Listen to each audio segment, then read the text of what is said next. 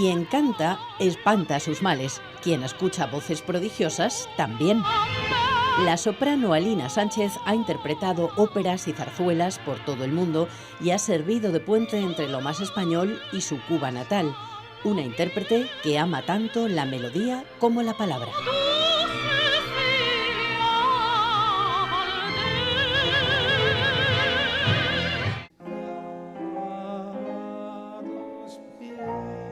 De repente, la música. María,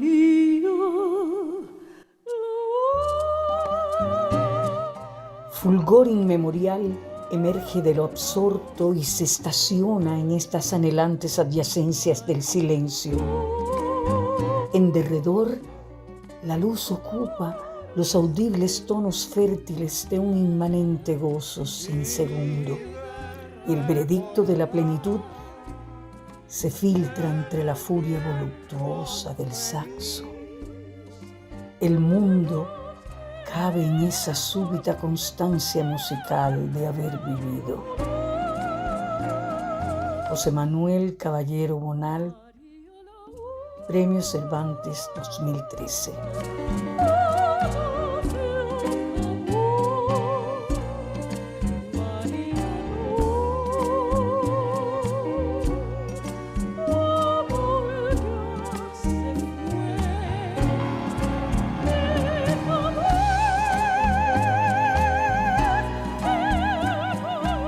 Hoy hemos vuelto para esta edición de La Lengua Desatada a este sitio que tanto nos gustó en la anterior edición. Es el Bosque de Béjar, el jardín histórico que, como ven, tiene un montón de rincones para poderlo disfrutar. Y nos ha parecido un sitio ideal para hablar de música, para hablar de una voz prodigiosa, para hablar con una mujer que tiene mucho que contarnos acerca de distintas palabras relacionadas con este ámbito. Ella es Alina Sánchez. Alina, bienvenida. Muchísimas gracias por estar aquí. Muchas gracias a vosotros por contar conmigo y por permitirme esta oportunidad. Bueno, estar aquí en el bosque, que es un sitio que te encanta, tienes detrás de ti la secuoya, esa secuoya que tiene 150 años, estamos en este paraje sensacional, con los pájaros que oímos cantar. Bueno, tú has sido y sigues siendo una maravillosa voz, Alina. Voy a contarles a nuestros espectadores. Tú eres cantante, naciste en Cuba, resides en España ahora, eres una de las voces más destacadas de la ópera y de la zarzuela, y estás relacionada con esta ciudad, con Béjar, porque aquí enseñaste canto, aquí fuiste profesora de la Escuela de Música y aquí colaboras con muchas actividades. Bueno, ¿cómo fue el llegar a Béjar, ¿no? Desde tu Cuba natal, desde todos los recorridos que has hecho por todo el mundo, ¿cómo llegaste aquí a dar clase, Alina? Pues se lo agradezco a una persona maravillosa que nos dejó hace muy poco, al maestro Lorenzo Torrico, que era el director de la escuela y del director de la banda de Béjar, porque fuimos invitadas a hacer un curso de canto. Y cuando digo vinimos, es que hay una persona que es también cubana como yo, mi compañera, mi amiga, mi hermana de los años en el arte, Clara Teresa Guerra, que es profesora de la escuela en la especialidad de canto. Y también gracias a Juan Sebastián García Camino, que era el anterior profesor, y fue el que nos invitó primero a venir a hacer. O sea, una serie de amistades que por la relación de trabajo que teníamos con ellos, decidieron que era bonito hacer un curso de canto aquí en Béjar. Y después se ha quedado un nexo muy profundo, y tan profundo que, por ejemplo, mis nietos, su papá es de Béjar, y entonces ya tengo a Béjar en la familia. La conexión, lógicamente los nietos tienen que venir a la tierra del papá, y bueno, pues encantada entonces de estar aquí y nosotras de haber podido contar contigo. Bueno, yo he dicho que tú eres cantante de ópera y cantante de zarzuela. Voy a contar esto aquí ahora porque me lo has venido contando según veníamos de camino, y me has dicho que tú eres, es que me parece de una humildad tremenda, que me has dicho, yo también soy alumna ahora. Soy alumna, voy como alumna a cantar, ¿no? Entonces a mí eso me ha parecido sorprendente, porque la voz es un ejercicio constante, ¿no? Hay que hacerlo constantemente. Correcto. A pesar de ser una estrella, uno tiene que trabajar y trabajar y trabajar, ¿no? Si tú dejas de trabajar, pierdes facultades. Decía, creo, no sé si Rubinstein o Horowitz, que el día que no practicaba en el piano, lo notaba él. Al día siguiente lo notaban algún crítico y el tercer día lo sabía el público, que había que practicar todos los días el instrumento que tú tengas. Y en la profesión que tengas, pues estar actualizado siempre en todas las cosas nuevas que vienen, las nuevas tecnologías.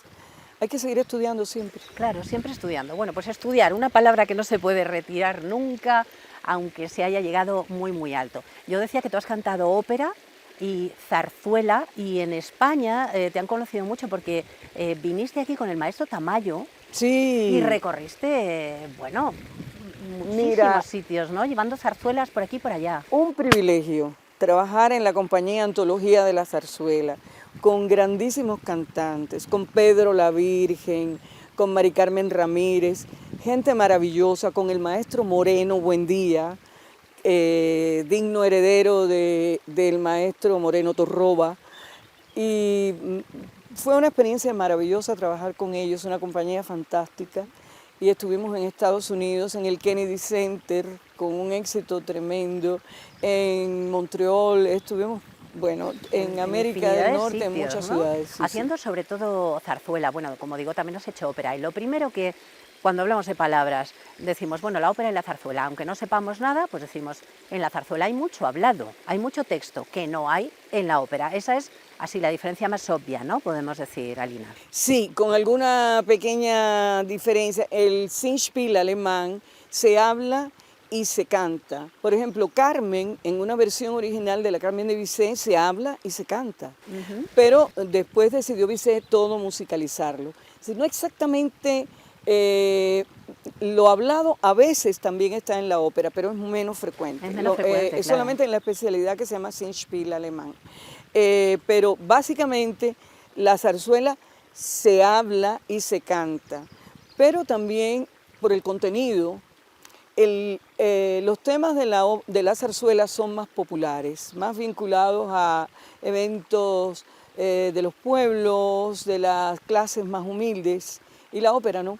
La ópera está más vinculada a las clases altas, a temas históricos que también entran en la zarzuela, pero con menos frecuencia. Claro, la zarzuela, por lo tanto, nos acerca al costumbrismo, que es otra palabra que también nos gusta, porque ya simplemente viendo los títulos de las zarzuelas uno se da cuenta de que está contando cómo era la vida pues, de Madrid, probablemente, en la mayor parte de los casos, ¿no? Y bueno, con personajes que son, eso, personajes de la calle, ¿no? Personajes de a pie, ¿no? Los personajes de la ópera, de otra manera, ¿no? Correcto.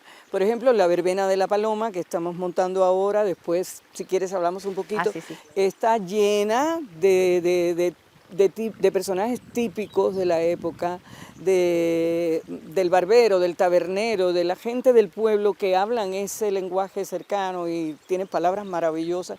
Y también hay otras zarzuelas como por ejemplo Gigantes y Cabezudos, que tiene un área maravillosa, porque trata de un episodio histórico de alguien que había ido a la guerra de Cuba, fíjate, y le manda una carta, y es una carta preciosa que canta la soprano y dice en un momento, ¿por qué, Dios mío, no sé leer?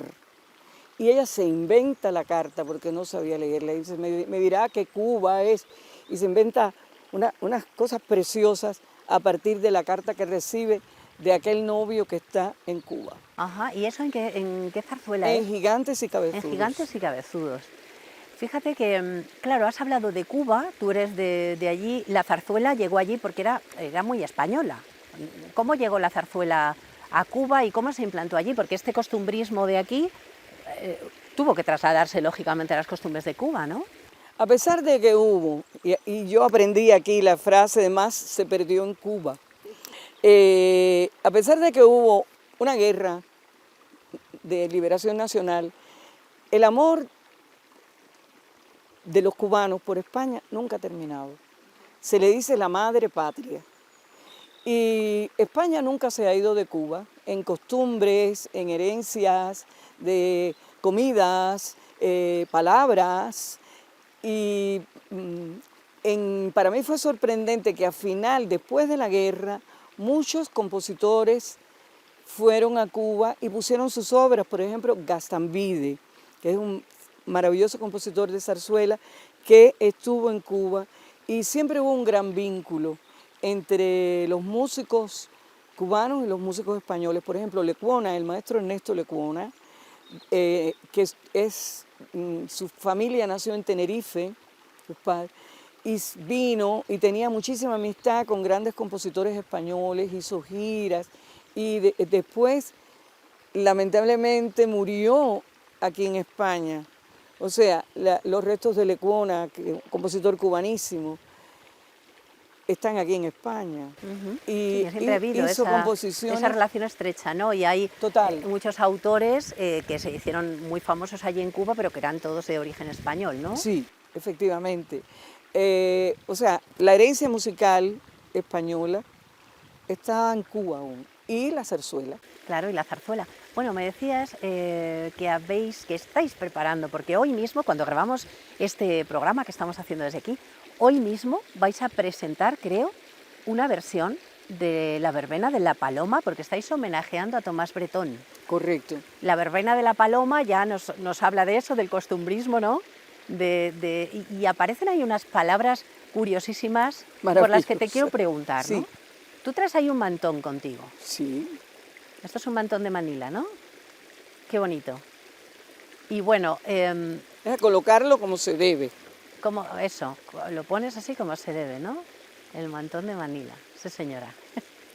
Ahí te vemos tan guapa con él. Bueno, hay palabras como por ejemplo, ¿dónde vas con mantón de Manila? Le dices a alguien, inmediatamente te dice, ¿dónde vas con vestido chiné?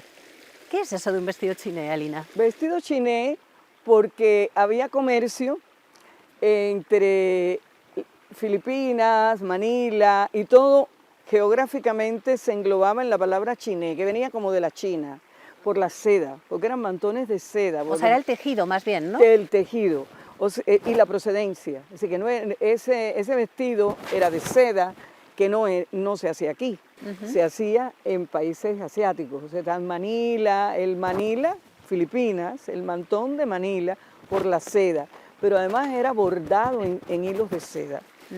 Y este mantón, que ahora estos flecos no son los originales porque ya son muy viejitos, me lo compró mi abuela, me lo regaló, porque yo estudiaba bailes españoles, que era una cosa totalmente, una costumbre de la época, que las niñas estudiaran bailes españoles. El mantón de Manila, el vestido chiné, y hay otras palabras que te quiero preguntar. ¿Qué es el morralón? Morralón El también sale, ¿no? morralón ¿Qué es es eso? un pesado, que pesa como un morral, que es un vale, morralón, vale, un vale. torpe, algo exactamente molesto. Morralón. O sea, se decía para un señor que era un plasta, vamos. Sí, está Ricardo de la Vega, hijo de Ventura de la Vega,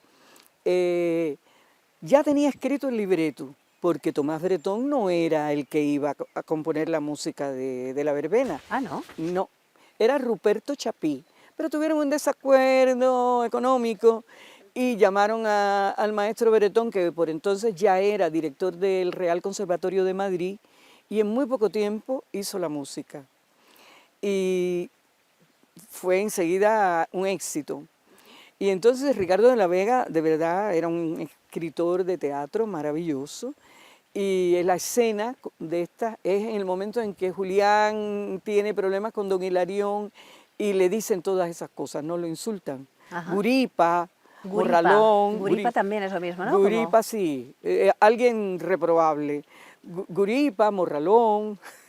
Claro, y todo eso está- Indino, se le dice indino. ¿Indino? Igual, sí, indigno. Ah, como indigno, pero Sí. dicho así de manera popular. De manera popular, omitiendo las G. Entonces, por ejemplo, no seas indinana. Por eso es la Virgen de la Paloma. Entonces, y no seas indinana, que me vas a matar. O sea, que lo adaptan, digamos así, Sí. a la pronunciación Sí, popular, ¿no? sí. No sé si lo digo bien, esta expresión que me apunté, que tú me has dicho que es morena barbiana. ¿Qué es Morena, eso? gallarda. Que te vengas conmigo, morena barbiana. Yo pensaba que era todo lo contrario, que tenía una connotación negativa, pero no. Barbiana es gallarda. O sea que es una cosa positiva.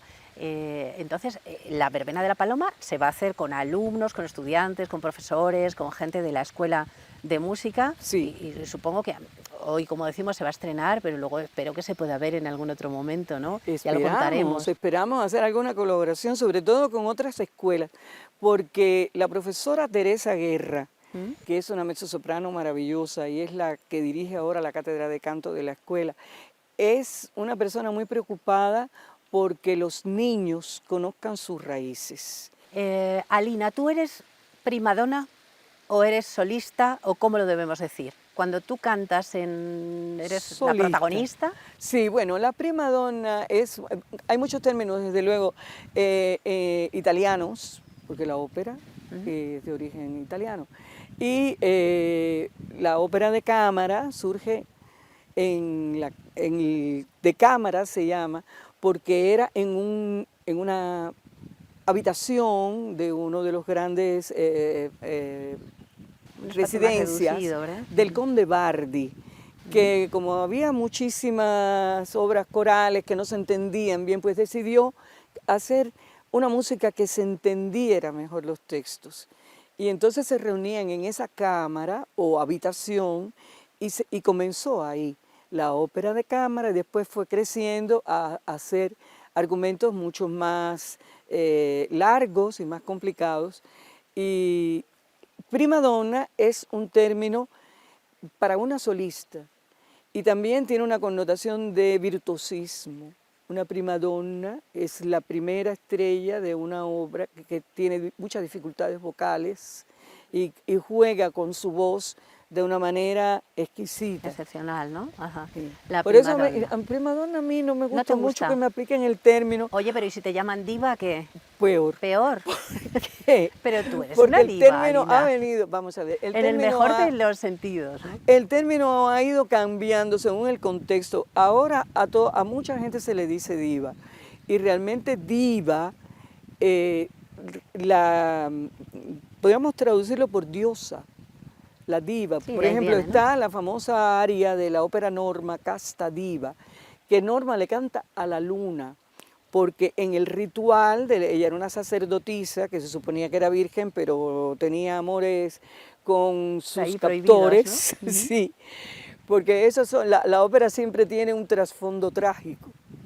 Entonces, la Casta Diva, que es una maravillosa ópera aria de la ópera Norma de Bellini, ella le canta a la luna cuando la luna sale.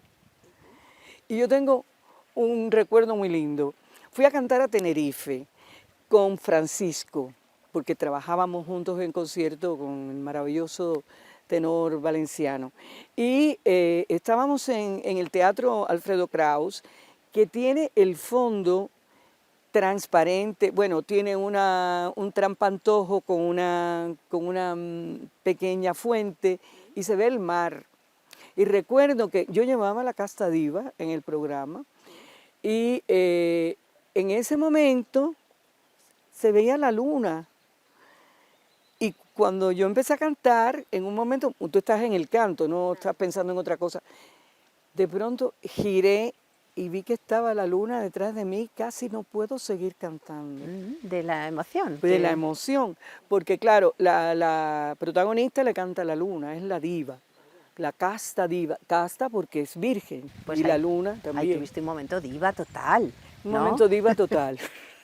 Pero es verdad que es un término que ya, bueno, a veces se asocia con algo negativo, ¿no? Una También. diva porque vas de estrella, de mirar por encima del hombro, ¿no? Esa idea de la diva mala, pero la palabra diva en sí es bonita, ¿no? El Ana, ¿te emplearla puedo así. decir algo? Sí, claro. Cuando uno está en el escenario, tiene que ser una diva. Pero el problema es que hay que bajarse del escenario. Y no puede ser una diva en el día a día.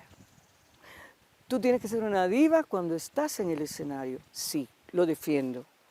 Lo defiendo a ultranza. Pero cuando te quitas el maquillaje, la ropa de la Norma, o de la Traviata, o de Gilda, o de la Bohème, te la quitas y te pones la ropita normal, tienes que ser una persona normal. Claro, no se puede ir con ese No puedes salir con el engreimiento sempre todo el día, libera ¿no? Claro, claro. en el autobús, no. Ay, por eso luego las personas como tú pues son un lujo para poder charlar con ellas. Tú Gracias. fundaste, por cierto, en Cuba, el Estudio Lírico de La Habana, lo digo bien, ¿no? Era así, Sí, el Estudio Lírico. perfectamente. Y claro, tú allí enseñabas canto, enseñabas música a gente que de diva y de divo no tenía nada, ¿no? Era gente de la calle, gente que tenía cualidades que tú veías para el canto y que nunca se habían acercado a él probablemente, ¿no? Debió de ser una experiencia preciosa. Coincidían muchos estudiantes que no habían podido tener la oportunidad de entrar en la ópera o en la zarzuela, pero sí se habían preparado, hay que decirlo. Si no solamente se formaron allí, había ya que llegaron formados, pero no habían tenido, digamos, su oportunidad. Y gente, por ejemplo, había un bajo maravilloso que tenía este aparato de taladrar los taladros de la calle que abren huecos, de una voz maravillosa de bajo. Pero no había tenido la oportunidad. Claro, no se había descubierto, ¿no? Esa voz. Y de pronto era un tremendísimo cantante. Qué oportunidad más maravillosa. Bueno, de las muchas cosas interesantes que has hecho, Alina, y que hoy nos estás contando aquí. Bueno, no quería que se nos acabara el programa. Luego, si tenemos tiempo, volvemos otra vez a esto de la música, porque quiero contar también que tú eres filóloga. Sí. Tú estudiaste filología inglesa. Sí. E hiciste un trabajo sobre el Spanglish. Sí. Porque claro, aquí hemos hablado alguna vez del Spanglish, ¿no? De esa mezcla tan curiosa del inglés y el español y de, bueno, pues lo que me suena más o menos así, yo lo adapto y ya está, ¿no? Y tú hiciste un estudio sobre esto con algunas expresiones muy curiosas. ¿Me puedes recordar así ahora, así de golpe alguna? Como tú sabes, hay una gran comunidad cubana en Miami, en la Florida y en Nueva York también. Y no solamente cubana, hispana. Hay muchos puertorriqueños, ahora muchos venezolanos, dominicanos, y entonces se hace un español muy raro, que tengo incluso en mi familia, porque mis sobrinas que nacieron en Estados Unidos te hablan español, pero con mezclas de todos los acentos, ¿no? Y hay cosas simpaticísimas. Por ejemplo, en Florida, yo vi un cartel que decía, se deliberan groserías. Se deliberan groserías. Deliberan groserías. Explícanoslo. Pues delivery es una palabra que en inglés que quiere decir se entrega, ¿no? Como a domicilio, ¿no? Se reparten. Y grocery se le llaman en general las cosas de un comercio, de un supermercado, ¿no? Entonces, la traducción fue se deliberan groserías. Es una invención fantástica, ¿no? Y otra cosa que escuché, y eso lo escuché en mi casa, en casa de mi hermano, porque mi cuñada una de mis cuñadas es puertorriqueña, es apaga la boila que está, apaga la boila. Que está blowing. O sea, ¿Qué es la boila? El boiler es como la calefacción. Ajá. Y no, perdón, no era apaga, era enciende. Enciende la boila que está blowing. Blowing es que está soplando un aire frío, un aire entonces enciende la boila que está blowing. ¿No? Y esto lo hiciste, claro, entonces estás muy interesada lógicamente también en todo lo que tiene que ver con la lengua. Un número de palabras. Y entonces en la parte, por ejemplo, cuando cantas zarzuela, en la parte del guión o libreto, no sé muy bien cómo llamarlo, eso te interesa muchísimo, ¿no? Sí, esa claro. parte de leer y ir analizando las palabras que luego aparecen en la obra, ¿no? Eso sí. Supongo que como filóloga también te da un juego tremendo, ¿no? Sí, por supuesto. Es que la lengua es algo, bueno, ¿qué te voy a decir? Que tienes un programa maravilloso. Es que, bueno, lo hacéis maravilloso vosotros, que venís aquí a hablarnos de palabras. Bueno, no sé, creo que hemos estado charlando de muy pocas cosas de las que tenía yo pensado plantearte, porque el tiempo se nos va, pero no quiero que nos vayamos sin mencionar que la zarzuela se ha llamado siempre género chico, que suena como, bueno, pues un género menor, y que no tiene que ver con eso. Me gustaría que me lo explicaras muy rápido, Alina. ¿Por qué se dice género chico? Vamos a ver, la zarzuela tiene género grande, como digamos Luisa Fernanda, ¿Sí? Y también Los Gavilanes, por extensión, porque tiene más duración. Pero hubo una época en que había una crisis en el teatro, como se repite mucho, la crisis del teatro, donde los empresarios decidieron que se escribieran obras más pequeñitas para poder poner más cantidad de obras en un día. Y a eso se le llamó el teatro por horas. ¿Por qué? Porque se les pedía a los compositores que hicieran obras más cortitas. Y era género chico. Claro, era el género chico. pero más chico, más en ese sentido que no por despectivo, por No, bueno, el género chico para porque nada, es poco importante. para nada. Bueno, una gran artista, Alina Sánchez, de la ópera, del género chico, de la zarzuela, amante de la lengua, amante de la poesía, como ya nos has mostrado al comenzar, y un lujo haberte tenido aquí y poderte preguntar a ti, pedirte que nos recomiendes un libro, Alina. ¿Qué me traes? ¿Qué has pensado? Yo he pensado en un libro que era es muy viejito, que es los poemas de Santa Teresa de Jesús. Ah, mira, qué oportuno. Porque estamos en una tierra de poetas, o sea, Castilla, tierra de poetas, es para escoger. Y precisamente dije, ¿qué puedo recomendar? Pues hay muchos libros actuales. Tengo que hacer una autocrítica. A veces no tienes tiempo para actualizarte lo suficiente en las cosas que se publican, pero siempre es bueno también volver a los clásicos. Ah, claro. Y, Imprescindible. pues puedo recomendar que volvamos a releer la obra de La obra de Teresa de Santa Ávila, Teresa. como prefieran algunos llamar, o Santa Teresa de Jesús, como quieran Será la llamar mejor otras manera personas. de homenajearla, como siempre decimos, a los Porque además autores. era una mujer de una valentía extraordinaria. Ya lo creo. Fue una ya lo mujer creo. valiente, una mujer que persiguió su sueño y que todavía nos da consejos. Las enseñanzas, ¿verdad? Sí, Qué sí, bien. nada te turbe, nada te espante. Así es. Y eso yo creo que es muy Que nada te positivo. turbe, nada te espante, ya lo creo. Bueno, pues esa es la recomendación literaria. Y ahora voy a pedirte una palabra que no te guste nada. Ya me has dicho antes que diva no te gusta mucho, pero no sé cuál has elegido tú para triturar aquí en nuestra trituradora. boñiga. ¿Boñiga? No me gusta. Es que es muy feo el significado y la palabra boñiga, ¿no? Vale, esta la trituramos en el sentido metafórico y físico también, todo a la trituradora. Y vamos a irnos con una palabra que sea bonita para ti, especial, para guardar en la caja. Mestizaje. Mestizaje. Fantástico, pues la mejor palabra que podías haber elegido. En tu caso tenemos un mestizaje perfecto, en tus nietos tenemos un mestizaje perfecto, en la música que nació aquí pero fue para allá, se mezcló y nos dio cosas tan grandes, y en mestizaje también en personas como tú que han recorrido el mundo, que luego están viniendo a un sitio pequeñito como es Béjar, que también es un sitio muy grande en otros muchos sentidos. Así que bueno, mestizaje, qué gran palabra, me encanta. Gracias. Me Ana. gusta mucho que lo hayas elegido. Alina, ha sido un enorme placer hablar contigo. Me quedo con muchísimas más cosas para preguntarte. Y bueno, ha sido un gusto conocerte en persona y saber de tu enorme trayectoria. Gracias Para por mí venir. un placer, gracias, muchas gracias. Gracias, a ti y Alina. a todo el equipo, gracias. Gracias. Nosotros nos vamos. La próxima semana volveremos con más lengua desatada.